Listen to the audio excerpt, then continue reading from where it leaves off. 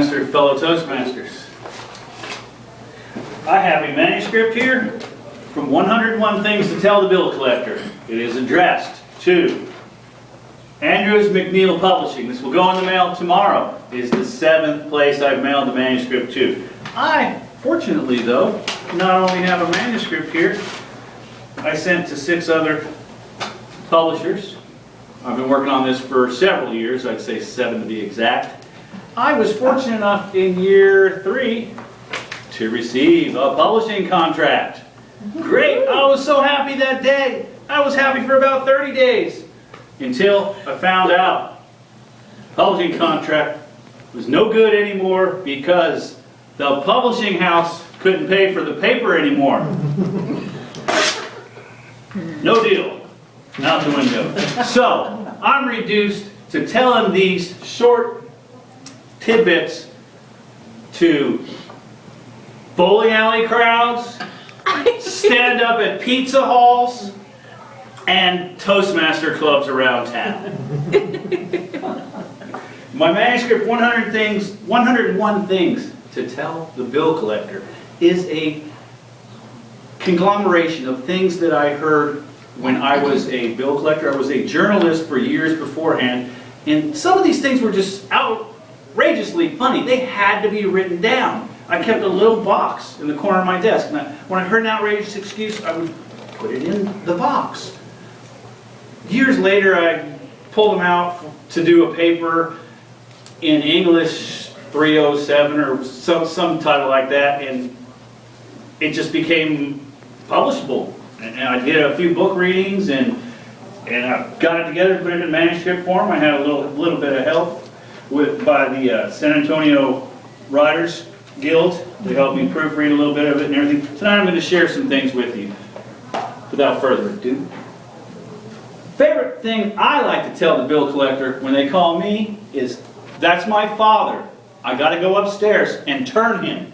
Let's see if he can talk today." It's best to have some kind of bleeding heart story when the bill collector calls you.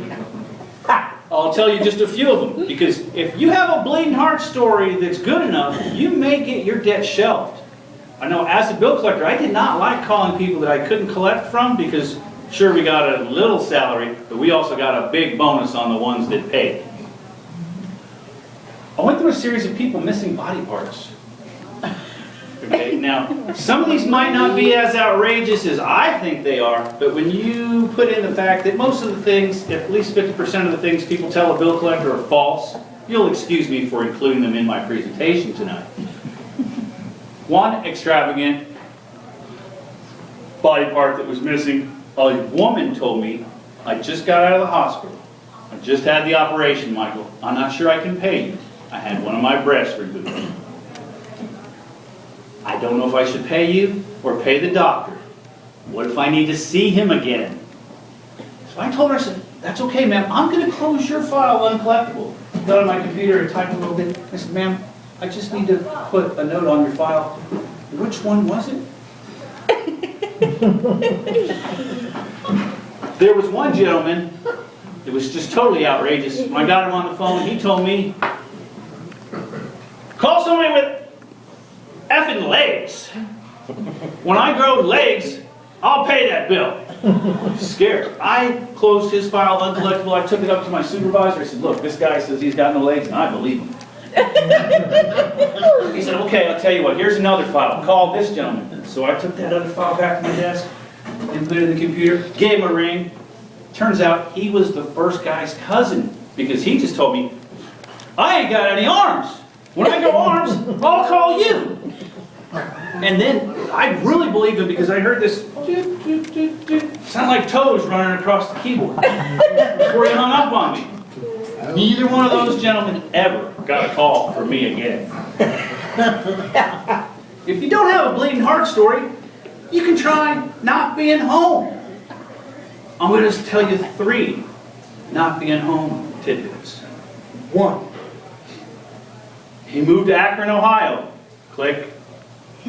What's a bill collector going to do, man? I'm never going to get paid. 2, he moved to Alaska. So I started getting a little bit, oh hey, Do you have a forwarding address at least?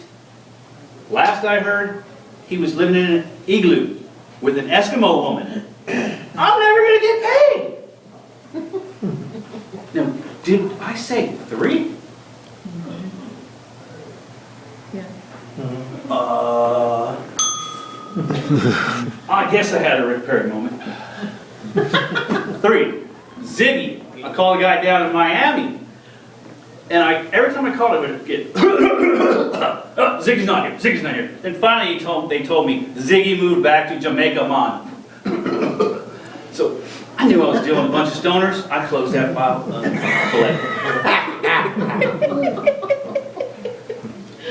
If you're not home, you can always move.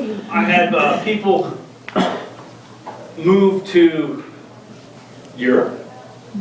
I have one guy deployed in the military. He's in Afghanistan. We have no idea when he's coming back. How can I get paid? I can't get paid from these people. There is a story of one gentleman that I had to chase 3 different states. His name was Johnny B. Detter. It's a nickname. I met Johnny. He told me, I'll pay you. I thought it was great. I'm going to get paid. Nothing ever came. I called back and his brother told me he moved to Georgia to study with the Reverend Fletcher. Do you think it's over? Skip tracing, lesson number 101. I called the public library in Decatur, Georgia. I found the Reverend Fletcher. I call over there. Reverend Fletcher answers. Reverend Fletcher, Church of the Southern Holy Rollers. He handed the phone to Johnny B. Detter. He was sitting right across the table from him. Johnny B. Detter tells me, I'm cashing in some treasury notes next week. I've got to pay some tuition, so I might as well pay you. Hey, I'm getting paid. I'm finally going to get paid. 2 weeks later, nothing comes. I call back over there. Reverend Fletcher says, Johnny's gone. He went to Harvard Seminary School. I'm pretty smart. I've driven right past Harvard. So I call the bursar at Harvard Seminary School. And I get his dorm number and room. So I call up that night, 7 o'clock. Johnny answers the phone. He says, oh, God, you found me in 3 states. Michael, I've been here 3 days. I've got to be truthful with you. We had